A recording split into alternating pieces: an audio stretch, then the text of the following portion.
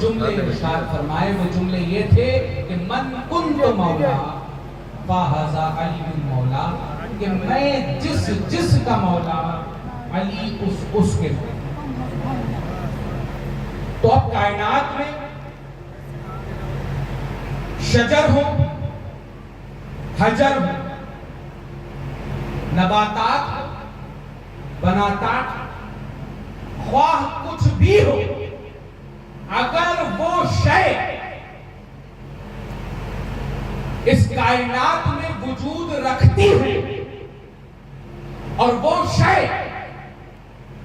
اپنے نبی کو اپنا مولا مانتی ہے، تو اس حدیث کے مطابق اس شے کو حضرت علی مرتضیٰ کو اپنا مولا ماننا بے شک بے شک۔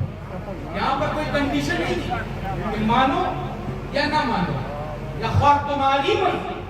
یہاں پہ یہ ارشاد فرمایا گیا من کنت مولا فہذا علی مولا، کہ میں جس کا مولا علی اس کے مولا۔ اگر نبی کے مولا، اگر عمر کے مولا نبی ہے تو عمر کو ماننا پڑے گا کہ علی اس کے مولا ہے۔ اگر جناب ابو بکر صدیق اگر نبی کریم ہے تو جناب ابو بکر صدیق کو ماننا پڑے گا کہ علی ان کے مولا ہے۔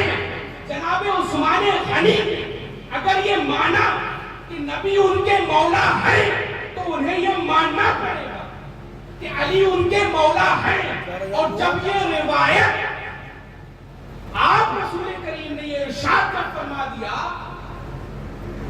کہ میں جس کا مولا علی اس کے مولا، تو جناب ابو بکر صدیق اور جناب فاروق اعظم حضرت علی کے پاس گئے اور جا کر کہنے لگے میرے ماں باپ آپ پر قربان ہو جائیں علی مرتضیٰ، آج سے اس عمر کے بھی مولا آپ، اس ابو بکر کے بھی مولا۔ کسی شاعر نے بڑے پیارے انداز میں کہا ہے، آج لوگ ادھر ادھر کی باتیں کرتے ہیں کہ یہ کرو وہ کرو، ایسا کرو ویسا کرو۔ تو شاعر کہتا ہے کہ نہ بھول کر بھی کبھی تم کسی کی بات کرو، نہ بھول کر بھی کبھی تم کسی کی بات کرو، علی کا ذکر کرو بس علی کی بات کرو، علی کا ذکر کرو بس علی کی بات کرو۔ کسی کا نفس کسی کا وسیع، کسی کا کفی، کسی کا نفس کسی کا وسیع، کسی کا کفی، یہ سب صفات ہو جس میں اسی کی بات کرو، یہ سب صفات ہو جس میں اسی کی بات کرو۔ فرشتوں کیسا سوال و جواب تربت میں، توجہ چاہتا ہوں اس شعر پر کہ فرشتوں کیسا سوال و جواب تربت میں، اب آ گئے ہو تو بیٹھو علی کی بات کرو، اب آ گئے ہو تو بیٹھو علی کی بات کرو۔ عزیزان جنابی، ذرا سا آپ علی کر دیں، ذرا سا آپ نے مولا متقیان کے بارے میں مناقب ان کی افضلیت بیان کرنا شروع کر دیا تو آپ کے اوپر سب سے پہلے ایک طبقہ چپکا دیا جاتا ہے کہ آپ رافضی ہو گئے۔ عزیزان گرامی، ہم علی کو مولا نہیں مانتے اگر نبی نے علی کو مولا نہ کہا۔ یہ تو نبی کا قول ہے کہ آپ فرما رہے ہیں من کنت مولا فہذا علی مولا، کہ میں جس کا مولا علی اس کے مولا۔ اب غلامی کا آپ عالم یہ دیکھیے کہ جناب عمر فاروق اعظم کے صاحبزادے درخت پر چڑھے ہوئے ہیں، درخت پر چڑھے ہوئے ہیں، نیچے حسنین کریمین ہیں، تو بچوں میں عادت ہوتی ہے شیطانی کی کھیل کود کی، تو آپ وہاں پر کچھ شرارت ہو رہی ہوگی یا کچھ بھی معاملہ ہوگا، تو حضرت یہ صحیح روایت ہے۔ عزیزان گرامی، آج لوگ نسبتوں کو تار تار کر رہے ہیں، نسبتوں کو جو تار تار کر رہے ہیں. آج غور کرنے کی چیز یہ ہے کہ اس واقعے کی طرف رونما ہونا چاہیے. ہمیں اپنا چہرہ کرنا چاہیے اور سوچنا چاہیے کہ ہم نسبتوں کو کہاں لے کر جا رہے ہیں.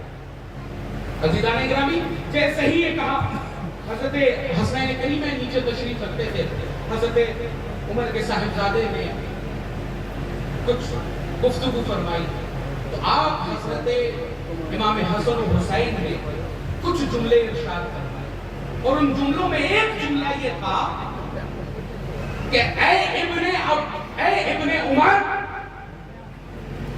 تو میرا غلام، تیرے باپ دادا میرے غلام، تیرے باپ میرے غلام، اور تیرے باپ میرے باپ کے غلام، میرے نانا کے غلام، اس خانوادے کے غلام. تو عزیزان گرامی، جیسے ہی یہ جملہ خلیفہ وقت کے صاحبزادے نے یہ سنا، آپ تیش میں آئے ابن عمر اور جا کر حضرت فاروق اعظم سے یہ کہا کہ آپ دیکھتے ہیں ابن علی نے، امام حسن و حسین نے یہ جملے ارشاد فرمائے کہ تم اور تمہارے باپ میرے غلام، میرے نانا کے غلام. عزیزان گرامی، جیسے ہی یہ جملہ سننا تھا، حضرت فاروق اعظم وقت میں آ گئے اور آ کر کہنے لگے کہ کیا تم نے اپنے کانوں سے یہ جملہ سنا؟ تو کہا ابن عمر نے کہ ہاں، یہ جملہ میں نے اپنے کانوں سے سنا. کہا کہ کیا تم اس جملے کی تصدیق امام حسن و حسین سے کروا سکتے ہو؟ کہا کہ ہاں، کروا سکتے ہیں. حضرت فاروق اعظم اپنے صاحبزادے کو گود میں لے کر چلے گئے، اور لے کر جانے کے بعد جیسے ہی حضرت امام حسن و حسین کے سامنے گئے اور جا کے کہا کہ اے ابن علی، کیا آپ نے یہ جملے ارشاد فرمائے کہ تم اور تمہارے باپ میرے اور میرے والد اور میرے نانا کے غلام؟ تو آپ حضرت امام حسن و حسین نے کہا بے شک میں نے کہا تم اور تمہاری اولادیں میرے نانا جان کی غلام. جیسے ہی یہ جملہ کہنا تھا، حضرت فاروق اعظم نے اپنے غلام کو حکم دیا ذرا ایک کتاب اور ایک قلم لے کر آ جائے. ایک کتاب اور قلم لے کر آیا غلام اور کہا کہ یہ جو غلامی کا پٹا عمر کے گلے پر آج آپ نے ڈالا ہے، بروز قیامت اس کی سند اگر مجھے مل جائے گی تو قبر میں جب میدان محشر میں اس تمغے کو اٹھا کر آپ رسول کریم کی بارگاہ میں جاؤں گا اور جا کر کہوں گا کہ آپ کی اولاد سے یہ تبرک مجھے ملا ہے. اس تبرک کو آپ کی بارگاہ میں پیش کر کے یہ کہوں گا کہ میں آپ کا غلام، میری اولادیں آپ کی.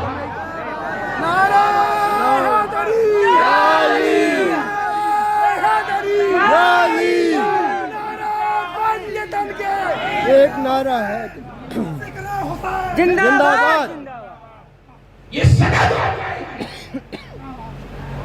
یہ تبرک میری قبر میں جائے اور روز محشر اس کاغذ کے ٹکڑے کو بطور تبرک لے کر میں اٹھوں گا، اٹھ کر دکھاؤں گا کہ یہ فاروق اعظم، یہ عمر بن خطاب، خلیفہ وقت رسول اللہ اور ان کی آل کا غلام.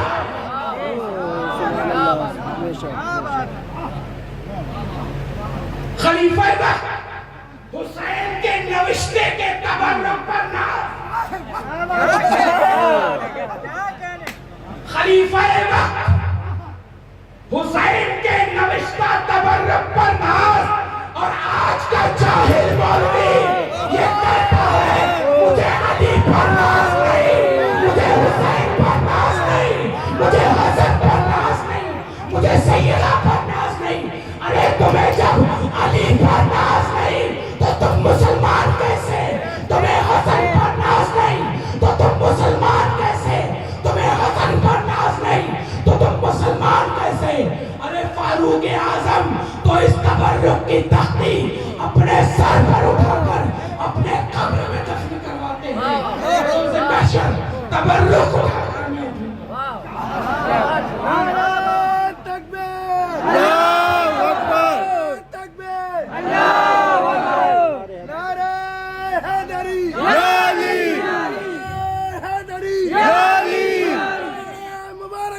जिंदाबाद मुबारकिया जिंदाबाद बकाइया जिंदाबाद। गौर करने की चीज है, एक तरफ फारूक आजम जो सिर्फ नक्शे के तबर्रुक को अपने सर का ताज बना रहे हैं, और आज के तो जाहिल मौलवी नबी के तबर्रुक, मौलाए मुत्तकियान अली इब्न अबी तालिब के तबर्रुक, जनाबे सैयदा कायनात के पाकीज़ा तबर्रुक, उन पर नाज नहीं।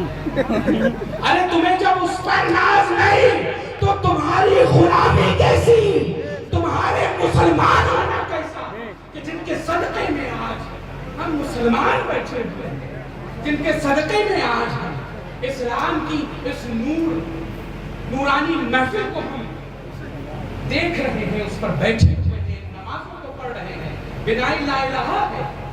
ये ज़ात अज़ीज़ाने किराम, कहना ज़्यादा कुछ नहीं, बस इतना कहना है कि जहाँ भी बैठे, एक अक्सर व बेशतर में ये जुमला कहता है कि जब हज़रत अली इब्न अबी तालिब पहुँचा करते थे आप रसूल करीम सल्लल्लाहु अलैहि वसल्लम की बारगाह में, तो आप अगरचे बगल में हज़रत जनाब मोहम्मद मुस्तफ़ा सल्लल्लाहु अलैहि वसल्लम की बगल में भी बैठा करते थे, तो हज़रत इमाम नसई अपने किताब में रकम करते हैं कि जब भी हज़रत अली अगरचे बगल में बैठा हुआ करते थे, तब भी हज़रत अली को आप बावाज़े बुलंद पुकारा करते थे, बावाज़े बुलंद पुकारा करते थे। तो सहाबाए किराम एक मर्तबा कहने लगे कि ऐ रसूल करीम, मेरे माँ बाप आपका कुर्बान हो जाए, अली अगरचे बगल में बैठे होते हैं लेकिन आप बाबा से बुलंद भी पुकारते हैं। तो आप रसूल करीम सल्लल्लाहु अलैहि वसल्लम ने इरशाद फरमाया कि तुम जानते नहीं हो कि अली एक कसौटी का, ये मेरे जुमले हैं, ये हदीस के नहीं, ये मेरे जुमले मैं आपके सामने अर्ज कर रहा हूँ, जो हदीस का नक्श है मैं आपके सामने रखता हूँ कि अली एक कसौटी का नाम है। आप किसी सुनार की दुकान पे जाइए और जाकर कहिए कि ये सोना मैं बेचना चाहता हूँ, तो वो एक पत्थर पर घिसता है, उसको कहते हैं कसौटी। उस पत्थर पर रगड़ने के बाद पता ये चल जाता है कि ये पीतल है या सोना, ये पीतल है या सोना। तो ये नामे अली एक कसौटी है, नामे अली एक कसौटी है। और हदीस के जुमले ये हैं कि अली का जिक्र सुनकर, अली का जिक्र सुनकर जिसके चेहरे पर खुशी आ जाए, अली का नाम सुनकर, अली का जिक्र सुनकर जिसके चेहरे पर खुशी आ जाए, समझ लेना वो मोमिन है, बेशक समझ लेना वो मोमिन है। और अली का नाम सुनकर जिसका चेहरा बिगड़ जाए तो समझ लेना वो मुनाफिक। तो ये हदीस के जुमले हैं, और अली का नाम एक कसौटी है। अगर किसी को परखना हो कि सामने वाला मोमिन है या सामने वाला मुनाफिक है, तो जरा अली का जिक्र कर लिया करे। अगर चेहरा बिगड़ जाए तो समझ ले कि मुनाफिक है, अगर चेहरा खुशी से खिल जाए तो समझ लेना ये है अली की साथ। और आप हजारों फतवे लगाइए, हम तो अक्सर अल्लामा बेशतर हम ये अल्लामा रूमी का एक शेर कहते हैं कि हर गिरत इल्लत शबद कुफ्र गिरत कामिल मिल्लत शबद। हम मज़ाहिया जुमले में मैं एक बात खत्म करूँगा। अहमद फराज इसी जुमले को आसान करते हुए, इसी शेर को आसान करते हुए कहते हैं कि वो हमें काफिर कहते हैं तो कहते रहे फराज, वो हमें काफिर कहते हैं तो कहते रहे फराज, अम्मी कहती है जो कहता है वही होता है। तो आपके लिए सिर्फ इतना ही काफी है कि आप हजार फतवे लगाइए, ये ज़बानें कट जाएंगी, अली अली नहीं रुकेगा, ये गर्दनें कट जाएंगी, अली अली नहीं रुकेगा, सूलियों पे चल जाएगा, अली अली नहीं रुकेगा, क्योंकि अली अली हमारे खून में, हमारी माओ ने घुट्टी में हमें अली की घुट्टी पिलाई, बदलने वाली नहीं। और एक शायर ने बड़े प्यारे अंदाज में कहा कि जो चाहती हैं कि माएं کہ نیک ہو بچے، جو چاہتی ہیں مائیں کہ نیک ہو بچے، تم ان کو دودھ پلاؤ علی علی کہتے ہیں۔ سبحان اللہ سبحان اللہ۔ تو اب نیک اولادوں کی پہچان دیکھ لینا اور بدبخت اولادوں کی بھی پہچان دیکھ لینا۔ علی کا نام سن کر چہرہ کھل جائے تو سوچنا کہ نیک اولاد ہے، اگر بدبخت ہوگی تو چہرہ بکھر جائے گا، کہے گا کہ یار کچھ نہ کچھ ہو۔ فتوے تو ہزار لگے اور ایسے فتوے الحمدللہ ثم الحمدللہ ہمارے گھر کے بچے رف میں یوز کر کے نکالتے ہیں۔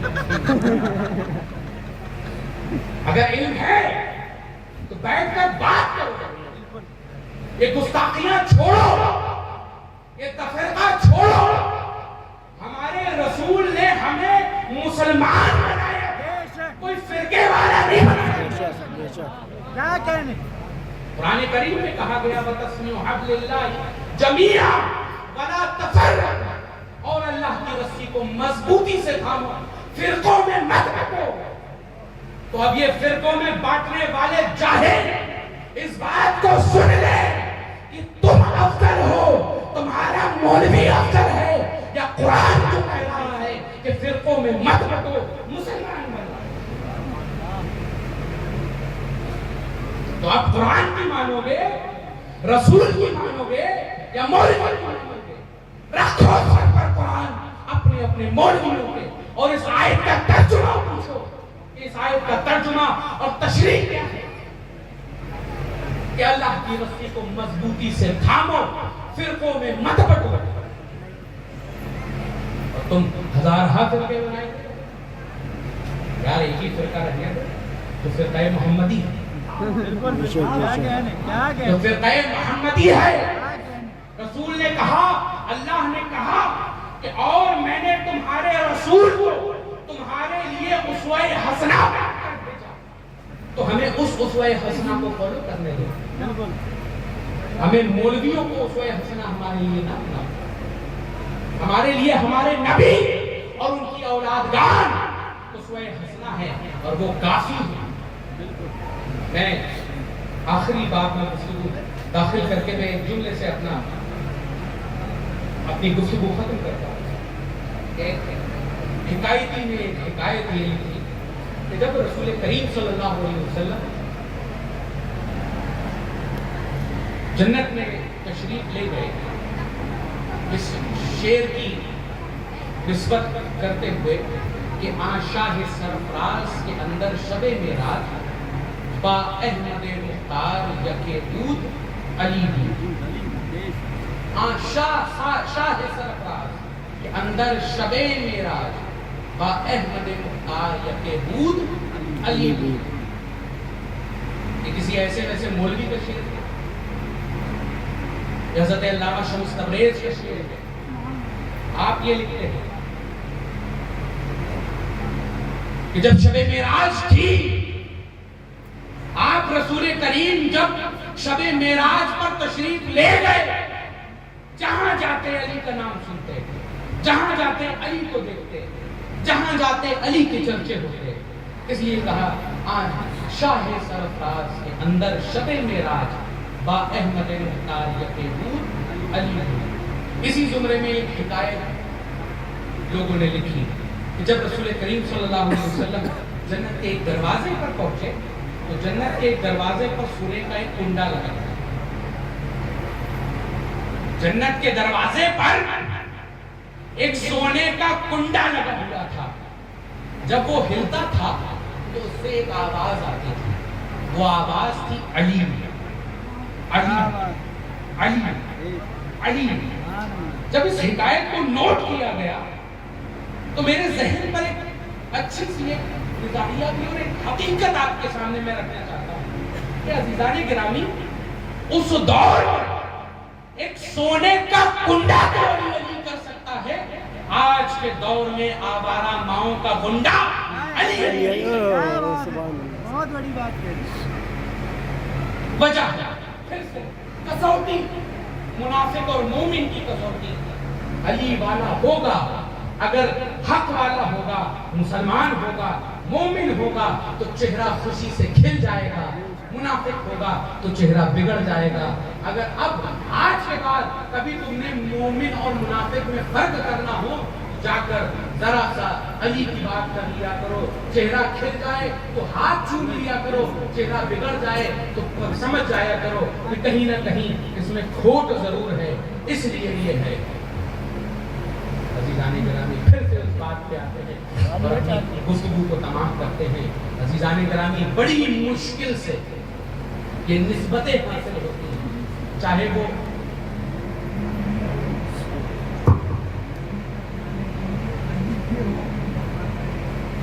بے شک اور بے شک یہ سلسلہ ہے کہ جس بھی پیر، کوئی بھی پیر ہو، جہاں سے بھی نسبت رکھتا ہو، آپ کسی بھی خانقاہ سے نسبت رکھتا ہو، عزیزان گرامی، شجرہ طریقت کا حضرت علی سے ہو کے ہی گزرتا ہے۔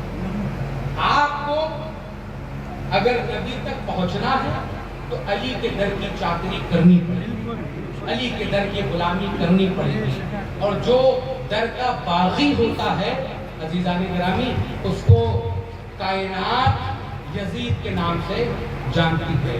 تو اب کبھی بھی علی کا باغی ملے آپ کو تو سمجھ جائیے گا کہیں نہ کہیں اسی فرقے سے تعلق رکھتا ہے جو یزیدیت کو فروغ دیتی ہے۔ وما علینا الا البلاغ۔ السلام علیکم ورحمۃ اللہ۔